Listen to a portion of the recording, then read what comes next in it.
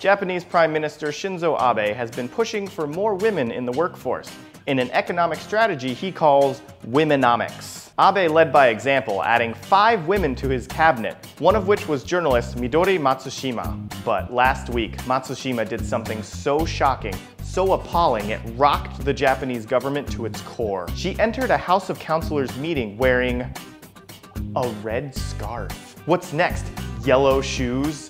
A green bracelet? Matsushima's crimson neccessory prompted complaints from opposition lawmakers who cited the Diet's rules for the House of Councilors, Article 209, which states, "No one shall enter the chamber or committee meeting rooms with a hat, overcoat, scarf, umbrella, stick, and the like on or with him." This stopped the meeting for 20 minutes while the committee got together to define the word scarf. Now, as silly as all this seems, a rule is a rule, and shouldn't Matsushima comply? After all, she's not the only member of the House of Councilors who claims a red scarf as a trademark. Former pro wrestler Antonio Inoki is also a member of the House of Councilors, and he removes his red scarf in respect for the rules. However, most stuffy male politicians only wear scarves if they're pro wrestlers or pro hipsters. Matsushima wears a scarf because she's a woman. Midori Matsushima herself said of her clothing, "A scarf is simply part of my outfit. It's an ordinary fashion item for an ordinary woman." Now, I'm not trying to say that all women wear scarves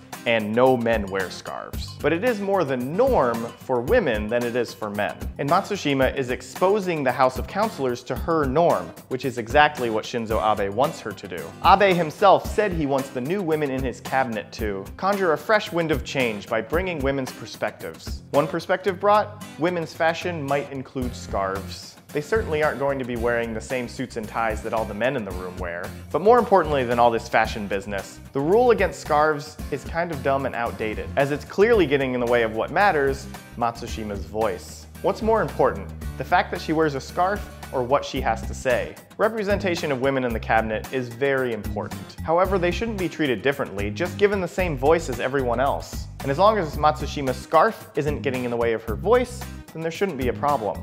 Now, if you'll excuse me, I've got to go wrestle some hipsters.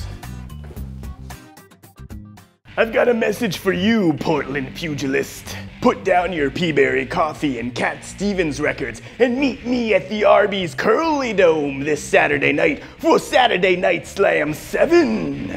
Enter the Ring of Fire and leave behind the ring of discussing the editing prowess of independent movie trailers. Stop tweeting about that restaurant's overcooked elbow macaroni and start screaming about this macaroni's elbow flying at you from the top ropes.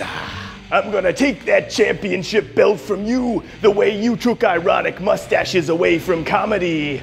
I can't even watch Hot Rod anymore thanks to you. Come wrestle me this Saturday. I was breaking bones before it was cool.